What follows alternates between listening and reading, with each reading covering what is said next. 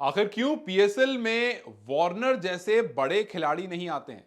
आखिर क्यों पीएसएल को पैसा शॉर्टेज लीक कर करके काफी लोग बात कर रहे हैं? जी हां, ये बात हम नहीं कह रहे हैं, ये बात सोशल मीडिया पर चल रही है और ये बात पाकिस्तान के फॉर्मर प्लेयर्स कह रहे हैं। ये बात कही है मोहम्मद हफीज ने और ये बात कही है वसीम अकरम ने। वसीम अकरम और मोहम्मद हफीज जो कि पहले पाकिस्तान के खिलाड़ी रह चुके हैं। मोहम्मद हफीज तो कुछ टाइम पहले तक डायरेक्टर की तरह भी जुड़े हुए थे पाकिस्तान टीम के साथ। उन्होंने हाल ही में कहा कि पाकिस्तान सुपर लीग में ऐसा क्यों है कि जो ओवरसीज प्लेयर आते हैं वो ए या बी कैटेगरी के नहीं होते, वो अक्सर सी कैटेगरी के होते हैं। सी कैटेगरी से मतलब यह है कि चाहे तो ये प्लेयर रिटायर्ड प्लेयर्स होते हैं या तो ये प्लेयर डिस्कार्डेड होते हैं।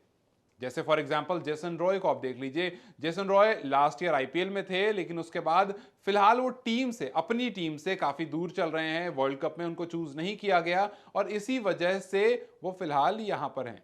हालांकि इसके जवाब में काफी लोगों ने कहा कि इस बार पीएसएल से जेसन रॉय ने अपना नाम, आईपीएल से अपना नाम वापस ले लिया है, तो चलो यहां पर आर्ग्यूमेंट शायद उतनी स्ट्रांग नहीं बैठती है। लेकिन वसीम अकरम ने जो बात कही, अगर आप वो सुनेंगे तो आपको वाकई लगेगा कि ये आर्ग्यूमेंट एक्चुअली में काफी स्ट्रांग है।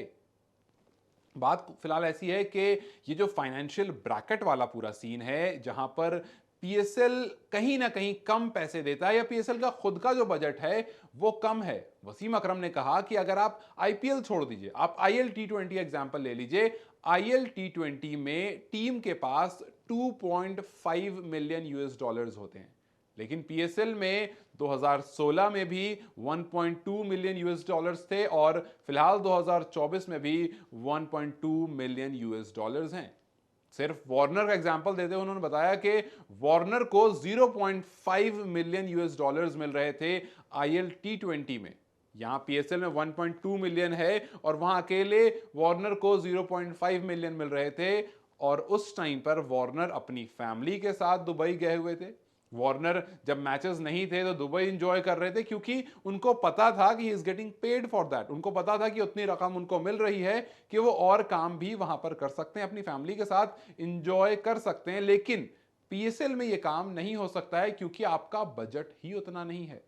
वसीम अकरम ने कहा कि आईपीएल की कुछ फ्रेंचाइज तो ऐसी हैं जिन्होंने अलग अलग लीग्स में 4-5 टीम खरीद रखी है और बहुत सारे प्लेयर्स के साथ कॉन्ट्रैक्ट कर रखा है। और वो कॉन्ट्रैक्ट कुछ ऐसा है कि कुछ 6 महीने तक आप उनके साथ एसोसिएटेड रहते हैं। आप आईएल टी20 में कुछ टीम्स देख लीजिए, आप साउथ अफ्रीका लीग में कुछ टीम देख लीजिए, आप इंडियन प्रीमियर लीग में कुछ टीम देख लीजिए, आपको कॉमन फ्रेंचाइज की दिखेंगी। और कॉमन फ्रेंचाइज की टीम में कॉमन प्लेयर्स दिखेंगे और कॉमन प्लेयर्स का मतलब है कि वो कॉन्ट्रैक्ट कर रखा है और कॉन्ट्रैक्ट में लगभग 6 महीने आप एक टीम के साथ एसोसिएटेड रहते हैं।